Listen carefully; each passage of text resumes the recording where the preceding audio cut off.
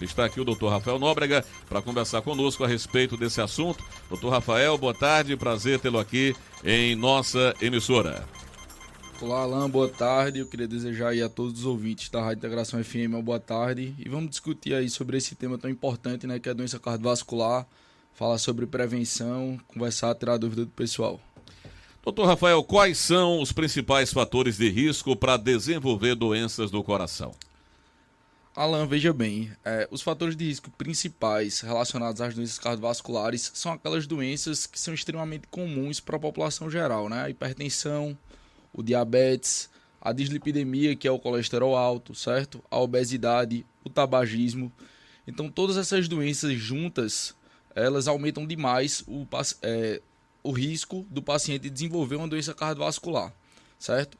São doenças que acometem muito a população geral, principalmente quando a gente está chegando naquela faixa etária ali, acima dos 40 anos, a partir dos 40 anos. São doenças extremamente prevalentes e são doenças que, quando a gente consegue iniciar esse controle bem feito, a gente diminui muito a chance do paciente desenvolver uma doença cardiovascular. E essas doenças cardiovasculares, né, as principais, por exemplo, como o infarto, a insuficiência cardíaca, que é o coração inchado, o AVC, certo? Então são coisas que a gente controlando, fazendo o controle bem feito, a gente consegue diminuir muito a chance do paciente desenvolver. Doutor Rafael, a Maria do Carmo do bairro Santo Antônio quer saber se a pessoa que está com colesterol alto, a pessoa apresenta algum tipo de sintoma. Não, na verdade é assim, existem sintomas que podem aparecer, mas geralmente quando o colesterol está muito alto. Então pode aparecer acúmulo de gordura nas pálpebras, pode aparecer acúmulo de gordura em outros locais do organismo, mas a maioria das vezes isso são doenças assintomáticas, certo? A dislipidemia, que é o colesterol alto, é o principal fator de risco relacionado à doença cardiovascular. E muitas vezes a gente vai identificar isso daí quando a gente faz um exame de rotina. Aquele exame de rotina que é solicitado no posto de saúde ou por um médico cardiologista. A gente vai solicitar a dosagem do colesterol total. Nesse colesterol total, ele vai vir separado entre o colesterol bom e ruim, certo? E quando esse colesterol ruim ele vem muito alto, a gente muitas vezes tem que iniciar medicação para poder baixar. O colesterol alto em si, ele está relacionado a fatores ambientais. O que seria isso? A dieta descontrolada, ao consumo excessivo de gordura, ao consumo excessivo de alimentos industrializados. Mas não só isso, ele tem um componente genético muito forte. Então, muitas vezes é realmente necessário a gente fazer uso da medicação. Tem uma pergunta aqui já, doutor, também da Josefa do Alto da Amizade. Ela quer saber o seguinte: quem faz uma cirurgia, coloca um marca-passo, ela quer saber se pode fazer alguns serviços leves, ou corre algum risco de ter problema se fizer esse tipo de serviço? Não, ela pode sim, ela está autorizada a fazer serviços leves, ela vai voltar a ter uma vida basicamente normal, certo? O marca-passo a gente coloca muitas vezes quando foi diagnosticado um problema mais sério no coração, como uma bradiarritmia. O que é isso? O coração estava batendo muito lento e estava batendo de forma descompassada. Então esse marca-passo ele vai suprir esse sistema de condução do coração e a partir dali quem determina o ritmo do coração é o marca-passo, certo? Para o resto da vida vai ter que ser acompanhada com um médico, muitas vezes não só um cardiologista, mas um cardiologista especialista, que é o chamado arritmologista, mas ela pode sim fazer as atividades leves, ela pode fazer atividades diárias normais, não tem nenhum tipo de problema não relacionado a isso. Outra pergunta aqui de ouvinte, a Maria lá de Casinhas está dizendo que a mãe dela tem problemas de tireoide e às vezes ela sente o coração acelerado, outras vezes ela diz que quase não sente ele bater. Ela quer saber se isso é um problema cardíaco, se isso pode estar relacionado à tireoide. Veja, a doença tireoidiana em si, ela pode sim trazer problemas para o coração, certo? Tanto o hipotireoidismo quanto o hipertireoidismo, tá? Então, essa doença é uma doença não só de tratamento do cardiologista, mas também do endocrinologista, muitas vezes é feito pelo endocrinologista. E a doença descontrolada, vamos dizer assim, ela está tomando a medicação para a tireoide, certo? Está tomando o hormônio tireoidiano, vamos supor que ela tenha aí um hipotireoidismo, ou seja, ela tem uma baixa da função tireoidiana, tá? E ela não está tomando de forma adequada, então esse coração dela pode sim bater de forma mais acelerada, pode ter o que a gente chama de taquicardia, certo? E aí, associado a isso, ela pode ter sudorese, ela pode ficar suando, ela pode ter sensação de tremor. Então, a primeira coisa que ela tem que fazer é dosar os hormônios tireoidianos, levar para o médico que diagnosticou essa patologia e aí ver se isso aí precisa ser aumentado a dose, diminuída essa dose da medicação, para ser feito esse controle mais estrito. Essa sensação é muito mais uma sensação. A gente, por exemplo, aqui o meu coração está batendo, o seu está batendo, e não necessariamente a gente sente ele bater, tá? Então, quando ele bate de forma descompassada, ele está acelerado, é mais fácil essa percepção, que é justamente, por exemplo, por uma doença tireoidiana descontrolada. Então, ela tem que primeiro fazer, ver como é que está essa medicação, ver qual é o tipo de doença tireoidiana que ela tem, se é o hipo ou hipertireoidismo, fazer a dosagem dos hormônios tireoidianos, e aí sim a gente vai conseguir controlar, por exemplo, esse sintoma da taquicardia. Ok, temos aqui a pergunta também da Socorro da Coab 2. Ela quer saber, ela diz que sente pontadas no peito, furadas, ela está utilizando o termo bem popular. Quer saber se isso pode ser um sintoma de início de infarto? Veja, esse diagnóstico diferencial da dor torácica, né, que é justamente isso, a pontada e a furada no peito, existem vários diagnósticos prováveis, entre eles a dor relacionada à doença coronariana, né, que teoricamente é uma coisa que predispõe o infarto. Então, pode ser sim o início, por exemplo, de uns sintomas de uma insuficiência coronariana. Isso pode, por exemplo, ser o início de um sintoma relacionado a um infarto. Ela disse que dá e passa, aquela furada não é uma coisa constante. Exatamente. Então, assim, quais são as características, por exemplo, da dor torácica relacionada ao coração, certo? Dessa pontada relacionada ao coração. Geralmente é uma dor muitas vezes precedida pelo exercício, certo? Então o paciente está ali, quando ele está sentado, deitado, quando ele está em repouso, essa dor não surge, não aparece, é muito mais raro. Então vamos dizer que ele começa a se movimentar, ele está fazendo uma caminhada, ele está fazendo uma academia, ou ele está fazendo uma atividade mais intensa dentro de casa, e aí essa dor pode surgir. Geralmente é uma dor que ela é autolimitada. O que é isso? É uma dor que ela não dura o dia inteiro. É uma dor que ela dura ali 1 minuto, 2 minutos, 5 minutos. Quando ela dura mais de 5 minutos até 20 minutos, já é uma dor um pouco mais preocupante, certo? O pessoal faz assim, mas a dor corre para onde? Veja, não necessariamente ela vai correr para algum lugar, mas ela pode correr para alguns lugares que a gente levanta ali aquela bandeira vermelha para pensar numa doença coronariana. Então, quando ela corre para a região do queixo, quando ela corre para o membro superior direito, certo? Braço direito, muita gente acha que é o esquerdo, pode correr para o esquerdo também, tá? Mas é uma dor que geralmente tem essas características. Ela é precedida por um esforço intenso ou por uma situação de estresse intensa. Ela dura aí alguns minutos, poucos minutos, até no máximo 20 minutos, certo? É uma dor que vai correr para esses locais que eu falei. É uma dor que muitas vezes está associada a uma sudorese intensa. Então o paciente começa a ter aquele suor frio. Então, se ele sentir qualquer coisa relacionada a isso, é importante procurar uma emergência, é importante procurar uma avaliação cardiológica. Uma dor mais prolongada, como o senhor quis dizer, né? Porque ela diz que é coisa de segundos, ela acrescentou aqui. Dá e passa é coisa de segundos, Pronto, só aquela furada e passa. Essa dor de segundos também pode ser do coração, veja. Uma dor mais prolongada, uma dor de horas, vamos dizer assim, o paciente fez um exercício mais intenso, teve algum problema a mais e está sentindo uma dor que passou o dia inteiro doendo. É muito difícil ser do coração. Essa dor que dura muito tempo, certo? Mais de 20 minutos. Mas uma dor que dura 10, 20, 30, 40 segundos, ela também pode ser do coração. Geralmente relacionada a uma doença mais leve, tá? Mas assim, o que é importante é que ela preencha as características. É uma dor que ela é precedida pelo esforço, é uma dor que é precedida por uma situação de estresse, é uma dor que tem um intervalo de duração curto, certo? Muitas vezes é um paciente que ele já tem fatores de risco relacionados. O que é isso? Então, um paciente que já é hipertenso, já é diabético, já tem um colesterol alto, é tabagista. Então, tudo isso aumenta a chance da dor ser relacionada ao coração. Ok, vamos seguir aqui com a nossa entrevista, conversando com o cardiologista, doutor Rafael Nóbrega. A Maria, aqui de Surubim, está dizendo o seguinte, Maria Soledade, ela está dizendo que quer saber se manchas ou coceira em apenas uma parte do corpo pode estar relacionada a problemas no coração. Ela disse que recebeu essa informação de um farmacêutico. Quer saber se isso é verdade ou é alguma informação que não se confirma. Não, veja, não necessariamente, certo? Porque manchas e coceiras em algum lugar do corpo, isso tem uma abrangência diagnóstica muito grande, né? Então, a primeira pessoa que ela deveria procurar seria o dermatologista, para dar inicialmente, fazer esse diagnóstico diferencial, saber qual é o tipo de mancha, saber se está relacionado a algum tipo de alergia, saber se está relacionado a algum tipo de infecção bacteriana ou fúngica. E, assim, o diagnóstico diferencial relacionado a uma doença do coração a partir de uma mancha no corpo em si, não é uma coisa tão simples. Então, ela primeiro tem que passar por um médico específico, que é o dermatologista, certo? E a partir daí, ver qual é esse tipo de mancha, ver quais são os fatores relacionados a essa mancha para a gente ver essa possibilidade. É muito raro, César, assim acontecer. Tem pouquíssimas doenças do coração que podem dar esse tipo de mancha. Muitas vezes não relacionadas ao coração em si, mas relacionadas a algumas medicações que são feitas. A circulação também pode estar relacionada? Pode, mas a circulação ela não vai dar uma mancha no corpo assim que vai estar relacionada à coceira, por exemplo. Ela vai dar uma alteração, tipo uma modificação de cores nos membros inferiores. Então as pernas modificam a cor, você vê aquele aspecto de uma insuficiência venosa, a perna fica mais escurecida, muitas vezes diminui um pouco aquela sensação de calor, certo? Na perna você toca e o membro está mais frio. Isso sim está mais relacionado à circulação.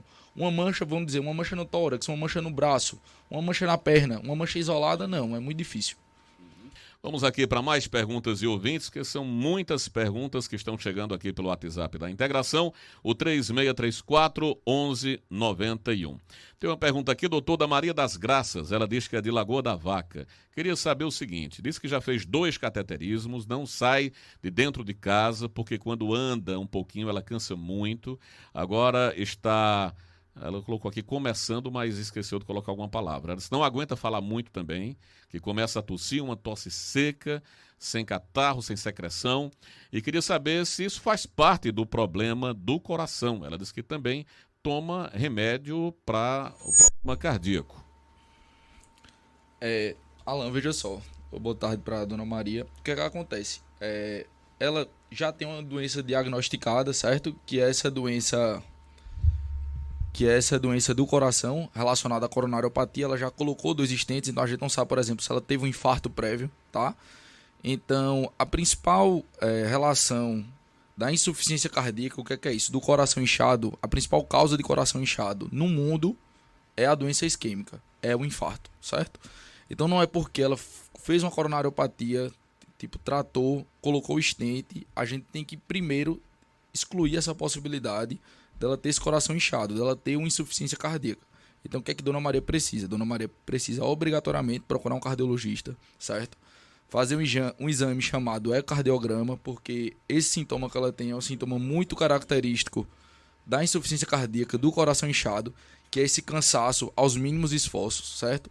A partir do momento que a gente fecha esse diagnóstico de coração inchado, de insuficiência cardíaca, a gente vai fazer um tratamento específico para isso e aí esses sintomas tendem muito a melhorar. Então, são 2 entidades completamente diferentes, certo? Vamos dizer que, por exemplo, ela não colocou stent em todas as coronárias do coração. Ela ainda tem uma doença que a gente chama de doença sem revascularização. O que é isso? Ainda tem alguma coronária entupida. Então, ela pode, o que a gente fala assim, que pode simular, certo? É um equivalente anginoso. Então, o que seria isso? Ela sente o cansaço e muitas vezes esse cansaço é como se fosse parecido com uma dor.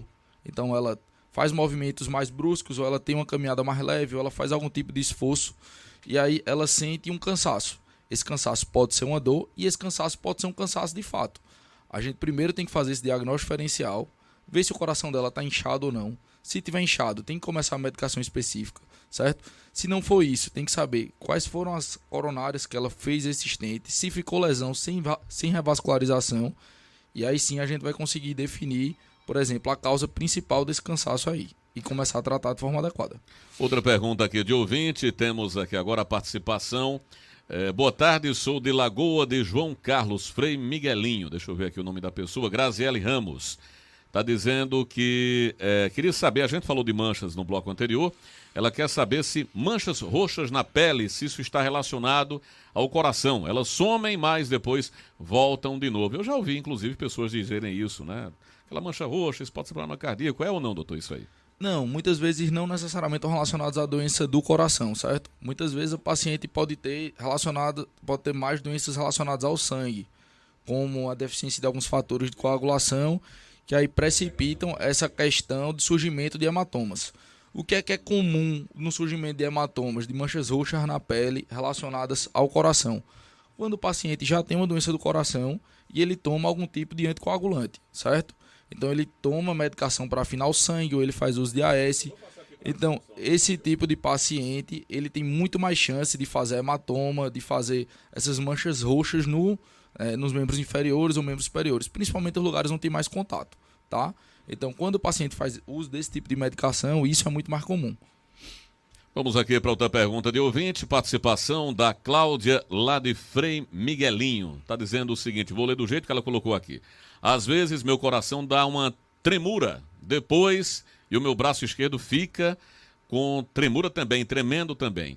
Ela quer saber quais são os sintomas do infarto, se tem alguma coisa a ver com infarto ou não, essa tremedeira, como ela disse aqui, tremura. Veja, principalmente em mulheres, certo? A doença coronariana, ela se manifesta muitas vezes de formas atípicas. O que é isso? Pode simular uma tremedura, pode simular um cansaço, tá? Então, é muito difícil a gente excluir essa possibilidade sem fazer nenhum tipo de exame específico, tá? Então, por exemplo, ela falou que tem tremuras no coração. Tremuras, eu entendo como se fosse assim, o coração acelerado. Ou ela sente algum tipo de agonia no peito, certo? Que ela acredita essa possibilidade ao coração. E isso daí corre para o braço esquerdo. Então, existe a possibilidade? Existe, tá? Mas aí a gente tem que colocar ela nesse âmbito que eu tinha comentado. Então, por exemplo, a gente tem que ver se ela é hipertensa, se ela é diabética, se ela tem um colesterol alto, se ela é tabagista, se ela é obesa. Tudo isso aumenta a chance dela ter problema no coração, certo? A partir daí, a gente vai fazer o diagnóstico diferencial dessa dor. Por exemplo, pode ser simplesmente ansiedade. Pode, com certeza. Sendo que a gente tem que sempre tentar excluir coisas mais graves, como uma doença do coração em si. Então a gente pode, por exemplo, solicitar um teste ergométrico. Nesse teste ergométrico, a gente vai colocar ela para se esforçar, tá? Então a gente vai colocar ela para fazer um exercício físico, que é a caminhada. A partir do momento que ela faz esse tipo de exercício físico, ela está estressando o coração. E aí a gente vê, por exemplo, se vai se desenvolver algum tipo de dor, algum tipo de incômodo, algum tipo de tontura, ou se vai ter algum tipo de alteração eletrocardiográfica, né? Porque o paciente, quando faz o teste ergométrico, ele está completamente monitorizado. Então, caso isso apareça, caso isso surja, então é muito sugestivo de doença isquêmica do coração, e aí a gente vai ter que tratar da melhor forma possível e fazer as coisas necessárias, né? Como um cateterismo, por exemplo. Ok, vamos aqui para outra pergunta de ouvinte. Temos aqui, aproveitando essa questão de tremedeira no coração, no braço, a Maria José, lá de Lagoa da Vaca. Ela está dizendo o seguinte aqui: tenho ansiedade, sinto palpitação muito forte, quer saber se ela corre risco de infarto por conta disso. Pronto, assim, isso daí é uma dúvida, é uma coisa que chega demais no consultório, certo? Essa queixa de tremor, essa queixa de palpitação, essa queixa de ansiedade intensa, e muitas vezes isso mimetiza ou simula uma dor no peito, né? Ou uma doença coronariana, como a gente chama. Então, o que é importante para esse diagnóstico diferencial? É a gente, mais uma vez, entender os fatores de risco, né? Saber se o paciente é hipertenso, saber se o paciente tem colesterol alto, saber se o paciente é tabagista, saber se o paciente é obeso, tá? Porque isso aumenta muito o risco de ser uma doença do coração, certo? E aí tem exames como esse que a gente vai conseguir dar o diagnóstico diferencial. Mas muitas vezes isso pode ser simplesmente a ansiedade em si, tá? A ansiedade, ela pode dar tudo isso, sendo que é importante ela procurar o especialista, o cardiologista, para fazer esse diagnóstico diferencial e para ela se tranquilizar. Se for uma coisa que está acontecendo com frequência e a gente perceber que não é nada do coração, depois dos exames específicos, depois de um exame bem feito, a gente vai começar a medicação para ansiedade, para essa crise de ansiedade frequente que ela tem. O José Pereira de Frei Miguelinho está dizendo que é cardíaco, toma essa medicação, não sei se foi anotada de forma correta aqui, clodalidona, 5 miligramas, clodalidona 12, se eu não me engano, está anotado dessa forma aqui. Está dizendo que esse medicamento está faltando. E ele quer saber que procedimento ele deve tomar em relação a isso, se tem como substituir ou deve procurar o médico para passar outra medicação. Eu não sei se o nome correto seria esse, clodalidona, é isso, doutor? Clortalidona. Clortalidona. Isso. Sim. Essa medicação é um diurético comum, certo? Isso é uma das bases do tratamento para hipertensão arterial. Então, provavelmente o que ele tem é uma pressão alta e foi iniciada essa medicação, que é uma medicação excelente, é uma medicação diurética. Existem, que a gente chama da classe dos diuréticos tiazídicos, então assim, é uma medicação comum, realmente está em falta na farmácia, não é o primeiro paciente que comenta isso comigo, certo? E essa medicação, muitas vezes ela pode ser feita associada a outras medicações, tá? Ou pode ser substituída por outro diurético tiazídico, como a hidroclorotiazida, por exemplo. Sendo que ele não pode fazer isso de forma individual. Porque tem que procurar o médico, né? Exatamente, perfeito. Ele tem que procurar ou o médico do posto ou um cardiologista. Por quê? Porque a gente tem que fazer a equivalência da dose, tá? Então, por exemplo, ele toma clortalidona de 12,5, isso não necessariamente é equivalente a outra droga de 12,5 miligramas.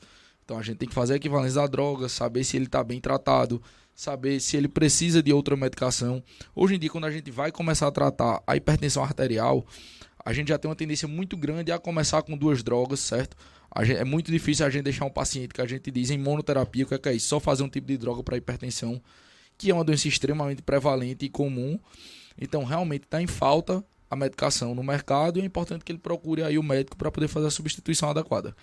Vamos continuar aqui com as perguntas de ouvintes. José de Lagoa de João Carlos está dizendo que a mãe dele toma remédio para pressão faz 15 anos. E agora a pressão está sempre alta. Ele quer saber se seria uma possibilidade do remédio não estar servindo mais. Pode acontecer, doutor, depois de tanto tempo usar uma medicação, o corpo acostumar com aquela medicação e não fazer mais efeito? Na verdade, a gente não diz que o corpo se acostumou, né? A gente diz que tipo, a doença progrediu, certo? Ela é hipertensa há 15 anos. Então, muitas vezes ela acha que está fazendo o controle adequado dessa pressão e na verdade não está, entendeu? Por quê? O que é que acontece? Não necessariamente a gente vai sentir a elevação da pressão. Tem vários pacientes que chegam no consultório com a pressão aí 18/11, 18/12, muitas vezes até mais elevadas e não estão sentindo absolutamente nada. Então, ela vinha usando essa medicação há muito tempo. A gente não sabe, por exemplo, se ela estava indo no cardiologista com frequência, se ela estava fazendo os exames com frequência, se ela estava avaliando e vendo se esse tratamento estava adequado ou não, certo? E o que é que está acontecendo agora? Provavelmente esse tratamento que ela iniciou lá atrás não é mais suficiente para controlar a pressão dela, certo? Então vamos dizer que ela está usando apenas uma medicação para pressão. Então muitas vezes a gente tem que fazer uma associação de outra medicação, muitas vezes tem que aumentar a dose dessas 2 medicações, às vezes tem que fazer uma associação de até 3 medicações. E lembrar sempre que a pressão alta, ela tem consequências, tá? Não é uma doença que não tem nenhum tipo de gravidade, muito pelo contrário. Então a pressão alta, descontrolada por muito tempo, ela vai ter alterações do coração, pode ter alterações cerebrovasculares. Então assim, tem que ser cuidado. Pode ter alteração renal, pode ter alteração do olho, certo? Da mesma forma que o diabetes também acomete. Então é importante sempre estar fazendo exame de forma regular, tá indo todo ano, pelo menos uma vez ao ano no cardiologista, vendo se já tem algum tipo de acometimento macro ou microvascular, que são essas alterações que eu comentei, certo? Para a gente poder tratar de forma efetiva. Porque depois a consequência é muito mais grave, né, Alan? Tipo, depois é um infarto, é um AVC e aí fica muito mais complicado a gente tratar. Temos aqui a pergunta da Sandra Dourado. Ela quer saber se a falta de ar é um dos sintomas de doença no coração. Bom, Alan, realmente é sim um dos sintomas, certo, principais relacionados ao coração. Assim, o diagnóstico diferencial é extremamente amplo, né? A gente tem que fazer o diagnóstico diferencial com as doenças do pulmão também, com as pneumopatias, certo? Mas a falta de ar, ela pode ser tanto o que a gente chama de equivalente anginoso, o que é isso? Tanto, por exemplo, uma manifestação de uma insuficiência coronariana, de uma doença arterial coronariana crônica, quanto de uma insuficiência cardíaca, de um coração inchado, certo? Então, as 2 doenças, elas podem dar a falta de ar. Muito mais comum na insuficiência cardíaca, no coração inchado. Que aí o paciente pode ter falta de ar quando está deitado, o paciente pode acordar com a sensação de falta de ar muito grande, o paciente pode sentir falta de ar quando faz algum tipo de exercício ou quando se movimenta, certo? E essa graduação da falta de ar, muitas vezes, é que está relacionado à progressão da doença e muitas vezes relacionado a uma doença não tratada de forma efetiva. E aí a gente tem que começar um tratamento para diminuir mortalidade e para controlar esses sintomas. Aí ela complementa essa pergunta dela, querendo saber o seguinte: exame de sangue detecta problemas cardíacos? Alguns exames específicos, sim, podem detectar problemas cardíacos. Então, existem exames de sangue específicos que vão mostrar, por exemplo, se o paciente tem uma insuficiência cardíaca descontrolada, que a gente pode solicitar alguns exames de sangue relacionados a isso. Ou, por exemplo, existem os marcadores de necrose miocárdica. O que são isso? São elementos que eles se elevam quando o paciente infarta, certo? Então, muitas vezes, para dar um diagnóstico de infarto, muitas vezes não tem alteração no eletro e a gente solicita esses marcadores de necrose. Muitas vezes, na verdade, a maioria das vezes, num ambiente de emergência, certo? E a gente dosa esses marcadores de necrose miocárdica, se eles vierem alterados, se eles entrarem em curva, que a gente chama, eles estiverem elevando, tá? Muitas vezes a gente dá o diagnóstico, por exemplo, de infarto, e aí o paciente vai passar pelos procedimentos necessários, como o cateterismo.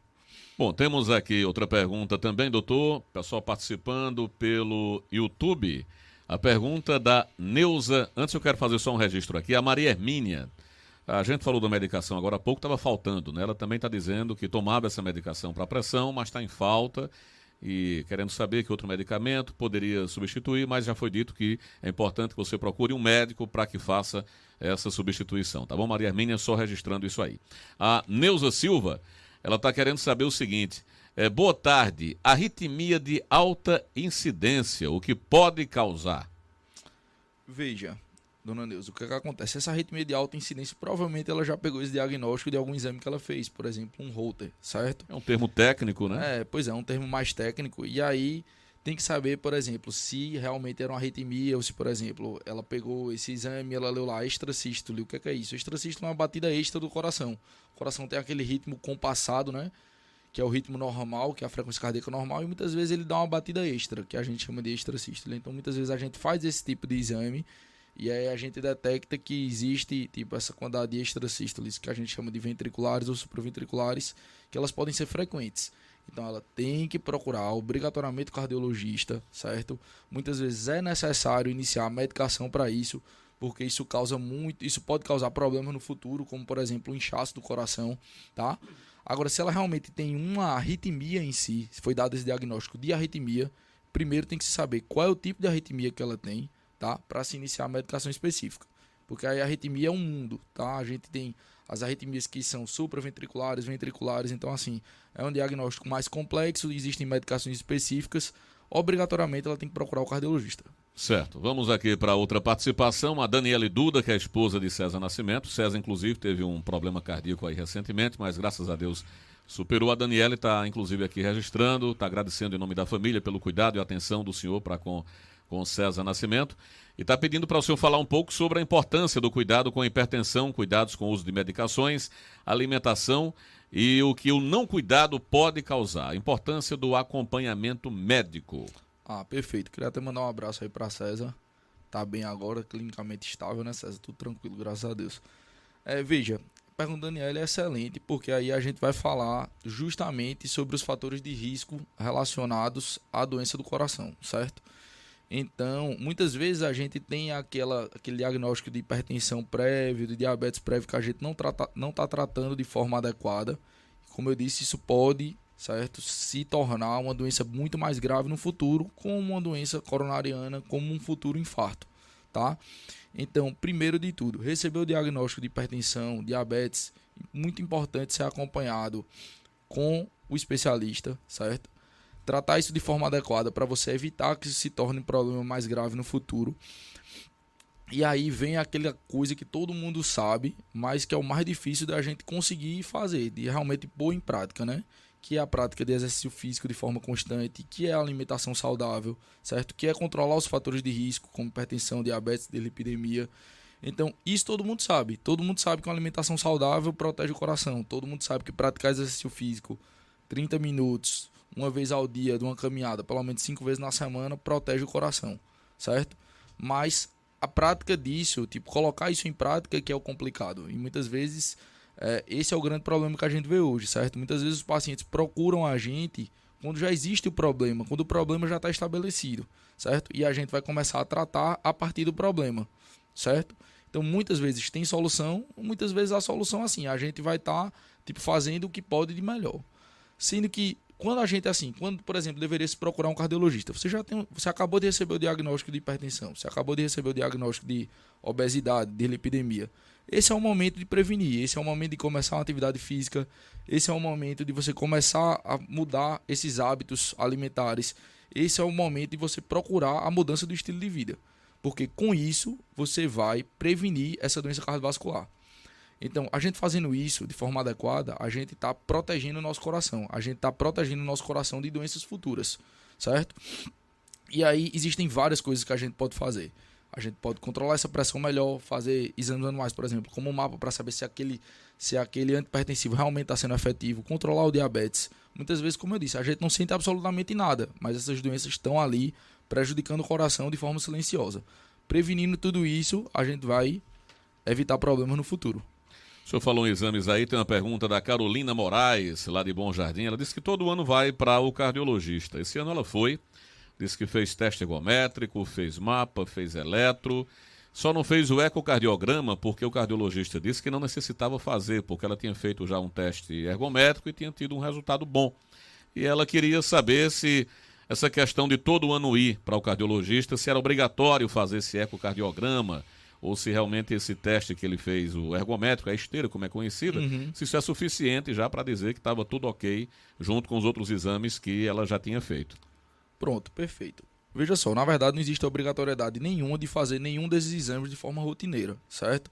Esses exames são exames específicos que a gente pede por motivos específicos e assim, um paciente, por exemplo, que ele não tem nenhum tipo de alteração, ele não precisa repetir esses exames de forma anual, tá bom? Não existe essa indicação formal. Então, vamos lá, eu vou tentar exemplificar todos os exames que ela citou aí, certo? O eletrocardiograma é um exame que muitas vezes é o exame inicial do coração. Então, muitas vezes o cardiologista ele solicita para todos os pacientes que ele vai atender porque ele quer ver se já tem algum grau de alteração, alguma coisa que tipo não apareceu no exame físico. Então, a gente pede esse exame de forma inicial, certo? O mapa, que é, por exemplo, um exame que ele vai aferir a pressão durante as 24 horas. Então, um paciente que ele tem um diagnóstico de hipertensão ou que ele está fazendo uso de antihipertensivo, muitas vezes é um paciente que tem indicação de fazer esse tipo de exame. Seja para formalizar aquele diagnóstico, fechar o diagnóstico, seja para ver como está o tratamento dele, se o tratamento dele para hipertensão está realmente efetivo ou não. Então é um exame extremamente importante. O teste ergométrico, como eu citei aqui outras vezes, né, é um exame muito bom para agendar o diagnóstico de insuficiência coronariana, mas não só para isso, Alan. Então, por exemplo, se você vai praticar atividade física, vai iniciar a prática de atividade física e você já tem algum tipo de doença, como a hipertensão arterial, e você quer avaliar a sua capacidade funcional, o que é isso? O quanto o seu coração aguenta, o quanto ele tá tranquilo para fazer aquele tipo de atividade física. Então o teste ergométrico é muito bom para avaliar isso daí, certo? O ecocardiograma, ele é um ultrassom do coração, então ele vai ver se o coração tem doenças estruturais. Então, um paciente que ele fez um teste ergométrico, que ele fez um eco, vamos dizer, ele foi para uma consulta de rotina no cardiologista, o cardiologista solicitou esses exames, e ele não tem nenhum tipo de alteração, ele não precisa estar repetindo esses exames todos os anos ou de forma frequente. A não ser que surja um novo sintoma, a não ser que surja um novo problema para a gente, aí lançar a mão desses métodos diagnósticos para poder avaliar. Tem muita pergunta aqui, as pessoas preocupadas com essa questão de ansiedade, com nervosismo. Tem uma pergunta aqui clássica que eu acho que pode responder a dúvida dos outros. É a Vera aqui de Surubim. Ela disse que é muito nervosa, sente tremores e quer saber se isso pode afetar o coração, o nervosismo. Certo, Alan. Boa tarde aí para a Vera. Na verdade, o nervosismo em si não, certo? Mas assim, veja, o estresse prolongado, ele pode sim afetar o coração, tá? Por quê? Porque a gente vai ter alterações de algumas substâncias dentro do organismo que aí vão elevar a pressão arterial, vão elevar a frequência cardíaca e isso a longo prazo pode sim afetar o coração. Então é uma coisa que a gente tem que combater. E lembrar sempre que muitas vezes, por exemplo, o infarto ele é precedido de uma situação de estresse, certo? Então, um paciente que ele é ansioso, que ele tem crise de ansiedade frequente, que ele é muito estressado, é muito importante que ele combata isso, que ele faça medicações efetivas para tratar isso daí. Mas assim, não necessariamente ele tem uma alteração cardiológica associada, certo? Não é porque ele tem crise de ansiedade e sente o coração acelerado e ele sente uma dor no peito que ele necessariamente vai ter uma alteração do coração. Pode acontecer? Pode. Por isso que é importante demais procurar o médico para fazer o diagnóstico diferencial. Fazer os exames necessários, como o teste ergométrico que eu expliquei, para a gente tentar dar esse diagnóstico diferencial, ver qual o fator de risco do paciente, ver quantos fatores de risco ele tem e qual a chance dele ter uma doença de verdade do coração e a partir daí a gente fazer o tratamento adequado. Então, assim, a gente sabe que isso é uma coisa que acomete demais a população hoje, a gente sabe que a população está cada vez mais estressada, a gente passou por um período de pandemia intenso, então aumentou muito a quantidade, o diagnóstico de depressão, de crise de ansiedade. Muitas vezes isso simula um infarto, isso simula um problema no coração e é muito importante ser combatido, é muito importante ser iniciada a medicação de forma efetiva. Temos aqui mais perguntas de ouvintes. A Patrícia está dizendo que a pressão dela sempre foi boa, mas se altera do nada. Ela quer saber se deve procurar um cardiologista porque a pressão está sempre subindo, ela diz. Com certeza, certo? Isso daí, veja, não é porque você foi, por exemplo, assim, um exemplo, você foi no posto de saúde, naquele dia sua pressão estava 12/8, você foi outro dia e estava 18/11, você foi em outro dia e estava 16/10. Você já é um paciente hipertenso, certo? Obrigatoriamente tem que iniciar a medicação. Muitas vezes você já é um paciente hipertenso de longa data, então você não foi dado esse diagnóstico previamente e você já está colhendo as consequências disso para o coração. Então, assim, É normal a pressão subir quando a gente passa por uma situação de estresse, de ansiedade, de nervosismo, é normal. Mas até certo nível, certo? Quando a pressão se eleva demais, ou essa pressão, tipo, você fez uma aferição aleatória e ela está elevada, tem que obrigatoriamente procurar o médico, certo? Tem que às vezes ser solicitados os exames necessários, como por exemplo o mapa, porque o que é que acontece? O mapa ele vai ver essa pressão durante as 24 horas, vai ver essa pressão quando a paciente está dormindo, vai ver essa pressão quando a paciente está acordada, vai ver essa pressão quando a paciente está trabalhando. E essa pressão, vamos dizer que ela suba em 50% do tempo ali, do dia dela. Então ela é hipertensa, certo? E ela vai ter que começar a medicação. Então é importante demais procurar o cardiologista.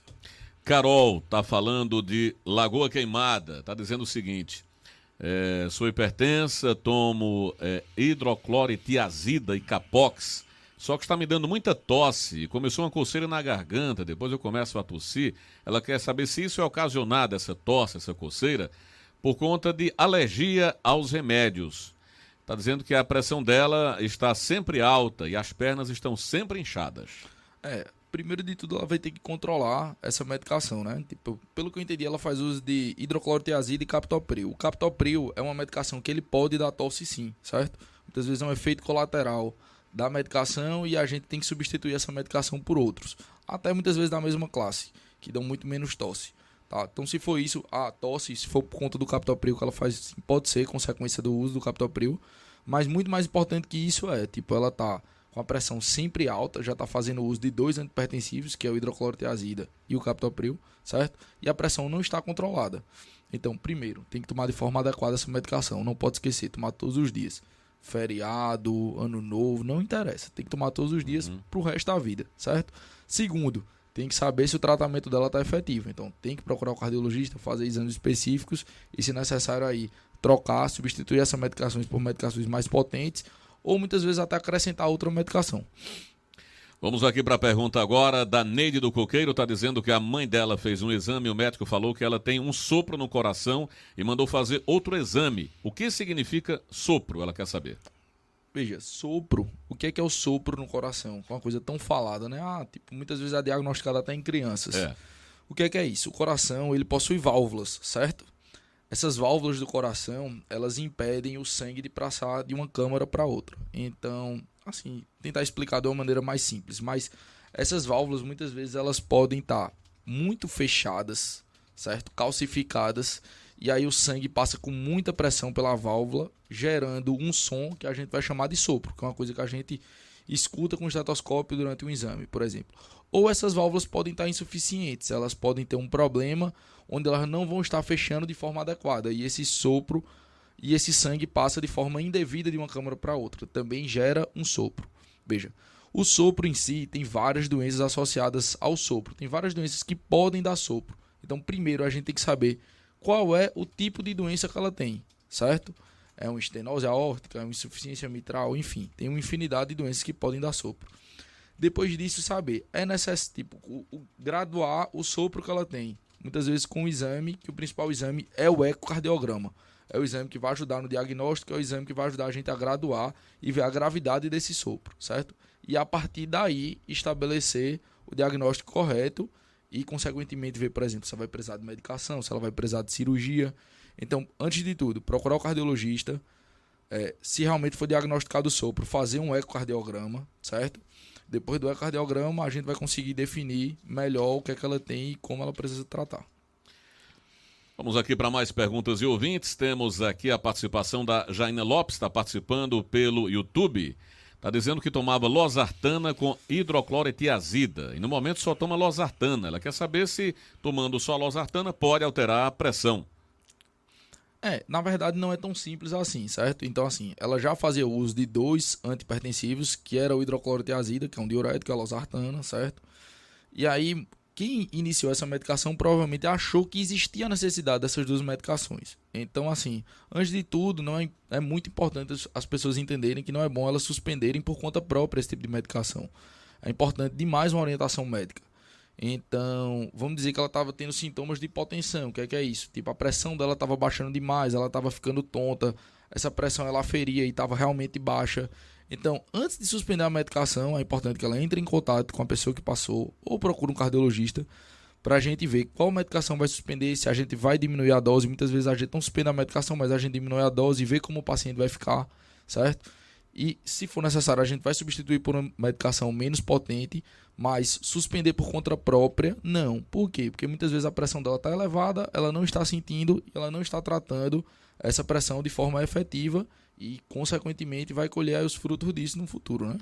Tem uma pergunta aqui do Camilo Silva, ele é da cidade de Salgadinho e está querendo saber o seguinte: eu vi já alguém dizer que remédio de pressão afeta a potência sexual. Isso é verdade, doutor? Não, veja, existem alguns remédios que podem interagir de forma hormonal, mas assim, não está relacionado à potência sexual, certo? Do mesmo jeito que, por exemplo, existem medicações que o pessoal fala muito, né, do azulzinho, e pode tomar, e pode precipitar infarto, pode acontecer, tá? O paciente já tem uma doença coronariana estabelecida, ele vai tomar uma medicação como essa, que é um vasodilatador, e realmente pode precipitar um infarto, entendeu? Ou muitas vezes o paciente faz uso de medicações que já são vasodilatadoras e vai usar uma medicação como essa e pode ter uma consequência mais grave. Então são pacientes que teoricamente têm contraindicação absoluta ao uso dessa medicação. Mas a impotência sexual tem 1 milhão de outros fatores relacionados, certo? A gente não vai acreditar a impotência sexual simplesmente o uso de um antipertensivo. Porque se a gente for fazer isso, muita gente não vai querer usar mais, né, Alan? O pessoal vai começar a dizer que não vai usar mais aquela medicação para pressão e isso não pode acontecer, certo? Primeiro tem que saber qual é o tipo de medicação que ele está usando. A maioria das medicações não tem nenhuma relação, certo? Com o aumento de impotência sexual. Então, assim, ele tem que procurar o cardiologista, tipo, conversar, falar quais são esses sintomas que ele está sentindo para poder tratar de forma efetiva a impotência sexual. E tratar a pressão também. Tem que fazer a medicação, sim. Eliane, de Umari de Bom Jardim, quer saber se remédio para pressão engorda. Não, a gente não tem essa associação com a maioria das classes, tipo, todas as classes básicas de medicação para pressão, todas as classes que a gente considera de primeira classe, elas não têm relação com aumento ou ganho de peso, certo?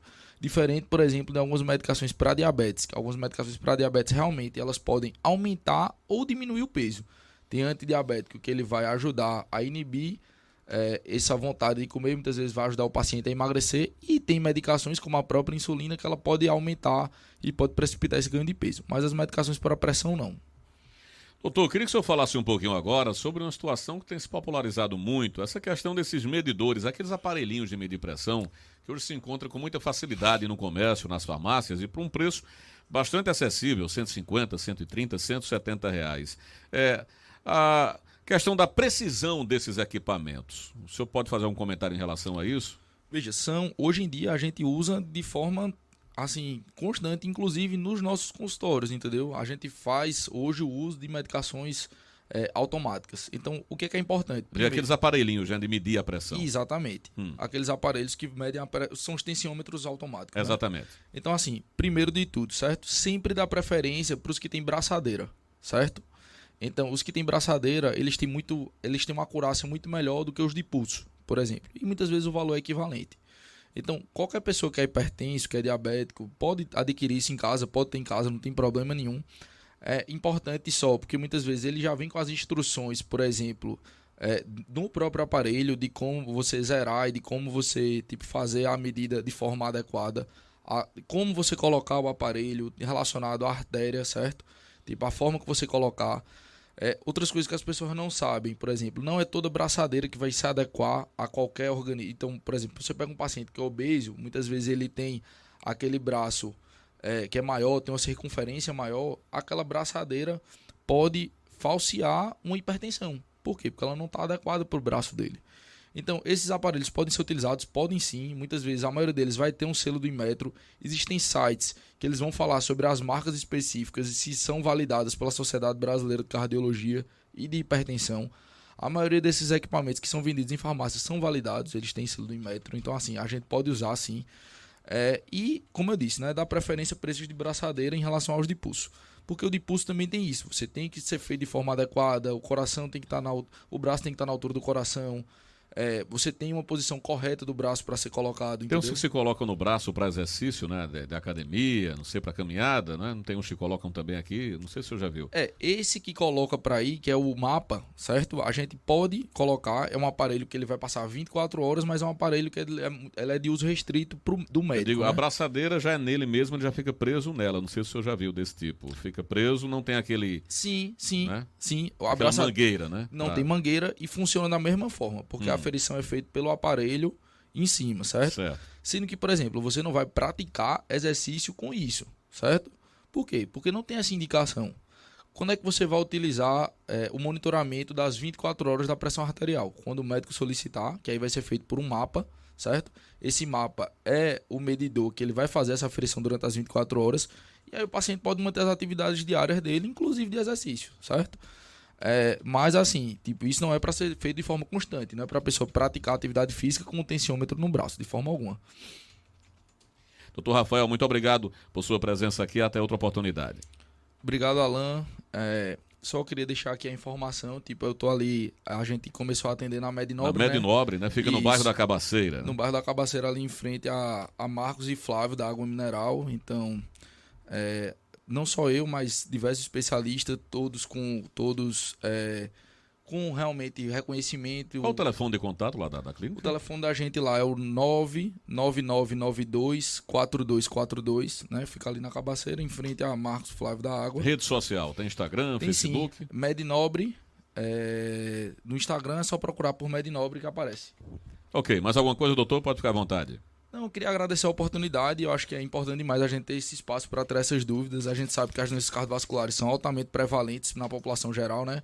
E a gente vê como isso gera dúvida na população, essa questão muitas vezes de ansiedade relacionada, da hipertensão que não está controlada de forma efetiva, certo? E aqui lembrar para os ouvintes que é importante demais as coisas simples, tá? Alimentação saudável, prática de exercício físico, tentar perder peso. Esses controles desses fatores é o que vai levar assim, a uma longevidade, não só do coração, mas como do ser humano mesmo. E isso aí é o mais importante para a prevenção da doença cardiovascular. Para a gente encerrar mesmo agora aqui, quando é que as pessoas devem procurar um cardiologista? Queria que o senhor dissesse de forma resumida isso. Quando se deve procurar? Veja só, quando ele tem já esses diagnósticos dessas doenças, né, por exemplo, como dislipidemia, como hipertensão, ou ele já tem uma doença do coração estabelecida, como insuficiência cardíaca, como uma doença coronariana, certo?